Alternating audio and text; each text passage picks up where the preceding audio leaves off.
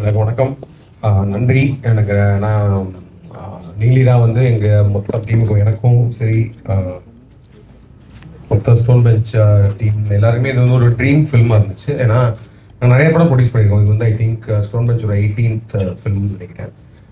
But ஆனால் வந்து இது வந்து ரொம்ப ஒரு பர்சனலி எல்லாருக்குமே ஒரு பேஷனேட்டான ஒரு படமாக ரைட் ஃப்ரம் த ஸ்கிரிப்ட் ஸ்டேஜ்லேருந்து ஒரு எல்லாருமே இருந்துச்சு. ஏன்னா இதுதான் ஒரு ஒரு ஈழ சினிமாவை வந்து ஒரு மெயின் ஸ்ட்ரீம் ரிலீஸாக பண்ணணும். அதாவது இந்தியாலையும் அவுட் ஆஃப் இந்தியாலையும் ஓவர்சீஸ்லேயும் வந்து இதை வந்து மற்ற தமிழ் படங்கள் ரிலீஸ் பண்ணுற அளவுக்கான ஸ்கோப் கொடுத்து ரிலீஸ் பண்ணணும்.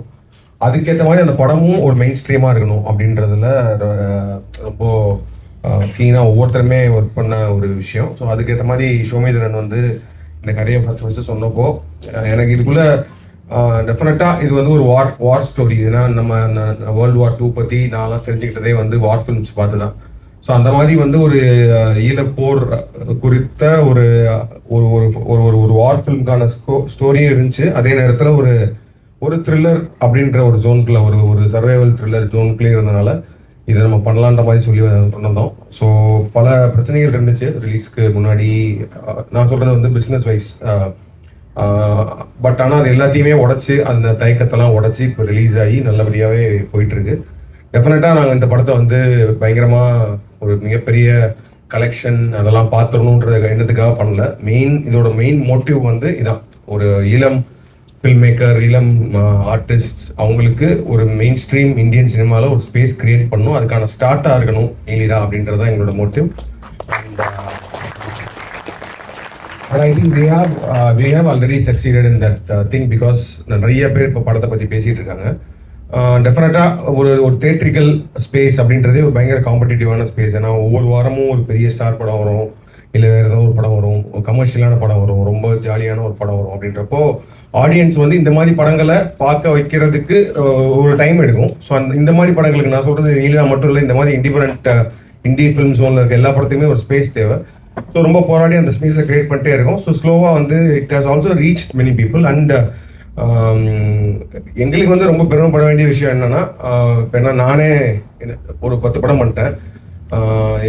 எனி ஃபில்ம் தமிழ் சினிமாவில் வரும்போது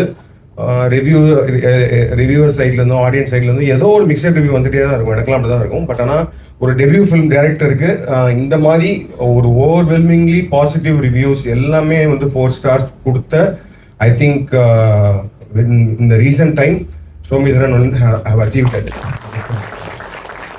ஸோ அங்கே வந்து இருக்கிற எந்த ரிவ்யூவர்ஸுமே சரி, எல்லா படத்தையும் கழுவி ஊற்றுற ரிவ்யூஸ்லேருந்து எல்லாமே வந்து இது பண்ணுற எல்லாருமே டெக்னிக்கலாகவும் சரி, கதைகளாகவும் சரி, ஃபில்ம் மேக்கிங் கிராஃப்டாகவும் சரி, அந்த ஸ்டோரியாகவும் சரி, எல்லாத்தையுமே ரொம்ப ப்ராப்பராக இந்த படத்தை அனலைஸ் பண்ணி பேசியிருக்காங்க. பார்த்த ஆடியன்ஸுமே நாங்கள் ஜென்ரலாக உங்கள் தேட்டர் விசிட்ஸ் அங்கேயுமே தேட்டர் விசிட்ஸ்லாம் போனாங்க.